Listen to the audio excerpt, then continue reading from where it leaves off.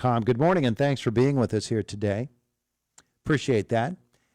Indiana County District Attorney Bob Manzi is in the studio with us here this morning. We had him in just a week or so ago talking about a big case, and I don't know that there are any big cases. Maybe he has something that is on the agenda for him.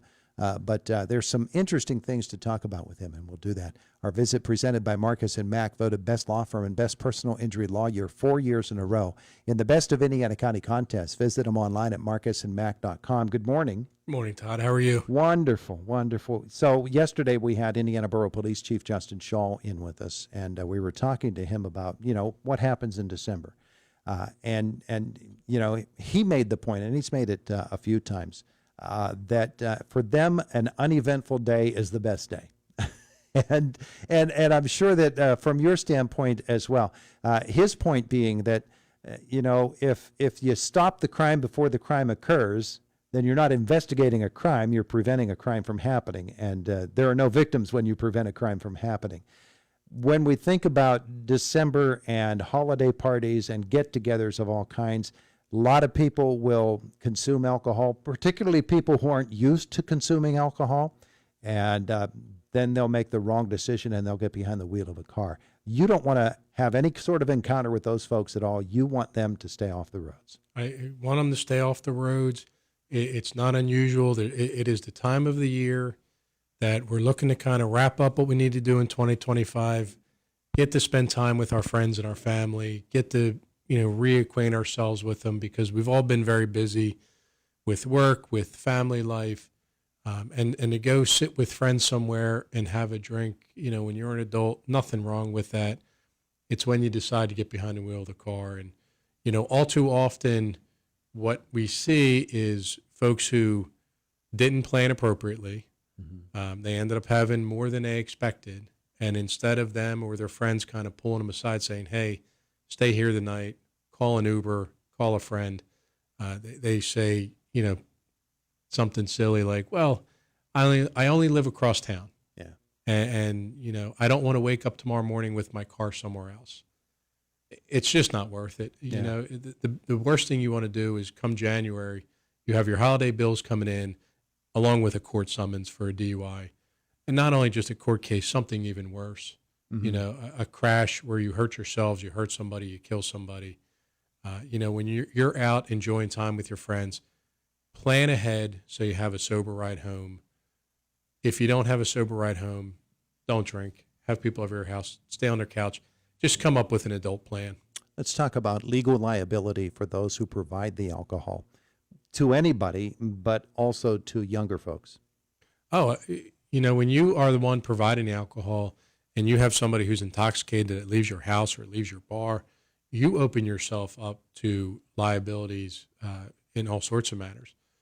If you're giving alcohol to minors and then those minors go out and they hurt someone or kill someone, there have been cases where you can be held not only civilly liable, but you're criminally liable for endangering the folks and hurting the folks because you're the one that gave alcohol to minors. Mm-hmm. And again, we hear the stories all the time. Well, I'd rather they drink at my house. I'd rather, they're not out drinking alcohol somewhere else. They can do it here and I can manage it. You really create so many different liabilities for yourself. Mm-hmm. It's just, again, it's just not worth it when you really boil it down. I heard a comedian talking the other day, and he was talking about smoking marijuana with the parent of one of his friends when he was a teenager. And he said, we used to think that's the coolest dad we know. He says, and then we got to thinking about it, and we said, you know what? No, that's just a guy that's contributing to the delinquency of minors, and he's smoking pot with a bunch of teenagers and putting them at risk. Yeah, that's I mean, right. 100%. I mean, first of all, you got to think about who's the adult that is their social life to go smoke pot with a bunch of kids. There's obviously a lot of questions there to begin with. Mm-hmm. But we have the marijuana question all the time of, you're giving kids alcohol, you're giving kids marijuana, you're committing crimes, you're putting them at risk. They're looking up to adults for the guide rails of what we can do and what we can't do. And when you're saying that stuff is okay, don't fool yourselves and think, okay, they're only going to do that when I'm around. Mm-hmm. They're going to do it all the time. They're going to think it's okay. They're going to go think it's okay. And when they get in trouble or they hurt somebody, you're responsible. Yeah. Yeah. All of those things. And these are precautionary things that we're warning people ahead of time about to stay away from that sort of behavior, because it adds nothing to your life and has the potential to wreck and destroy lives. And obviously that's what you want to avoid. I mean, we have a trial coming up in 2 weeks for a homicide by vehicle while DUI. I mean, we have multiple investigations going on for homicide by vehicle while DUIs where people just had alcohol and a little bit of pot. It's not, these cases aren't generally heroin, meth, as we might think about. We're seeing a lot of marijuana, in particularly medical marijuana, because people think, well, I have a medical card so I can drive. You can't. It is a per se DUI in Pennsylvania if you have marijuana in your system, whether you have a card or not. And then they crash the car and they kill somebody. Yeah. And people don't realize alcohol processes differently in your body, and marijuana stays in your system longer, so that its effects are longer. So we have people who, they say, hey, I had marijuana yesterday or the day before, and they cause a crash. It's still in your system. It's still a DUI. You're still impaired.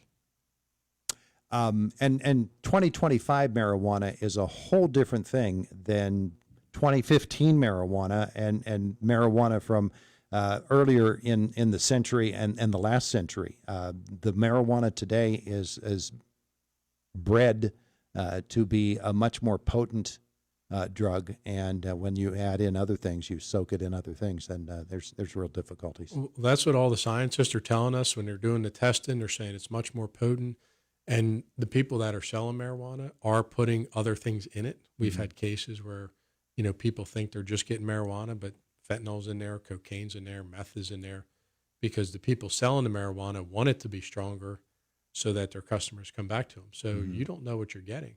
Yeah. Or if you go to the medical shop, you're getting things that are stronger than you think. And, we've had vehicle crashes coming right out of the medical marijuana dispensary because people were intoxicated. Yeah. Indiana County District Attorney Bob Manzi is with us this morning. I wanted to turn this conversation in this direction. The Luigi Mangione case is going on in New York, and we know what we've seen on the news coverage of that, and they've got video of the guy actually doing it. And his guilt or innocence isn't the question I have for you. The question I have for you is with the portion of the trial that is going on right now, which has to do with the evidence seizure by the Altoona police and whether they had the right to go through his bags. From a legal standpoint, as the prosecutor and working with police agencies, there are rules and standards that have to be followed in the collection of evidence, and whether it was or was not in this case really isn't the question. But I wanted to ask you about that whole issue of maintaining the integrity of the evidence so that it doesn't get tossed out and somebody ends up walking when they should be in prison. Oh, yeah. So a search and seizure is a major aspect of the work we do. We work with police all the time about the correct methods of seizing items, making sure we're in compliance with the law. We all have constitutional rights that we're to be protected from. We work very closely with police in Indiana County because our police officers want to make sure they're following the law. Our police officers are not out there just hoping to go on fishing expeditions and violating people's rights. It's very important to them that what they're doing is in compliance with current case law, which changes every day, current laws, so that any evidence that's seized is properly seized. We have officers all the time when we do case law updates, because something that may be okay according to case law in Pennsylvania today may be not okay in a month, because our Superior Court looks at a case and says, wait a second, we're going to update the case law and say that is okay, that's not okay, what have you. So we work very closely with our police officers in our case law updates, and they all work very well internally in those updates because, again, we don't want to violate anybody's rights. The police officers don't want to violate anybody's rights, and we want to make sure any evidence that we collect is protected from any violation so that we can maintain it for that prosecution. Mm-hmm. When you have a case that seems so sealed up and locked up with this Mangione case, and somebody on a technicality is able to walk away because of a flaw in the collection of evidence, as a prosecutor, that must be extremely frustrating. But at the same point, it also points out how very, very careful you have to be. Well, it certainly can be frustrating, especially in a case where you have a victim in there that you need to explain. Somebody may not be able to be held accountable as much as we would like them to be. I would say I think it happens a lot less than what we see, especially in national cases. With Luigi Mangione, we're going to see headlines for a long period of time. Ultimately, we'll see where that case kind of flushes out. We have the obligation of making sure our Constitution's followed. So, if we have a case where, there's a flawed search or something in that, we want to see why it is. Because sometimes it might be that the officer did nothing wrong. The law just changed. Mm-hmm. So in 2020, we would have certain searches that were perfectly legal, done across the state. Our Superior Court said it's perfectly legal. Then in 2021, there was a new case that came down in which, now we have new Superior Court justices, and they say that type of search is not legal. So there was a number of cases that we had to withdraw our case or take a serious look at because now we couldn't use that evidence. Those officers did nothing wrong. The law changed. So now we have to update those officers. They learned what they could and couldn't do. Yeah. So it really depends on where it's at. The more frustrating is when the officers did everything right under the law, which happens the vast majority of the time. Then the law changes.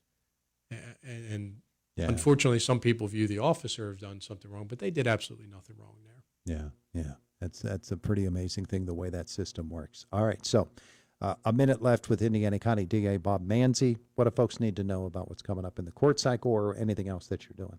Well, in the court cycle, we have trials coming up. We continue to work on a lot of serious cases. Going back to the prevention versus the investigation, it's holiday time. Everybody's shopping. It's a late Thanksgiving, so there's a ton of online shopping. I'm urging people to take a look at their credit card bills, take a look at everything to make sure there's not unlawful charges on there. Be very careful when you're getting text messages. I'm sure UPS and FedEx and all these fake text messages are coming through on everyone else's phone like they're coming on mine. If you get a text message like that, don't click on anything. Go to the source, find out where your package is from there. Just be very protective of yourself online and be very protective of your kids. Most of our teenage kids are running around with cell phones in their pockets. Have the conversations with them and make sure they're protecting themselves from online scams as well. Yeah, a lot of charity scams out there at this time of the year, too. Yeah. All right, very good. Thank you, sir.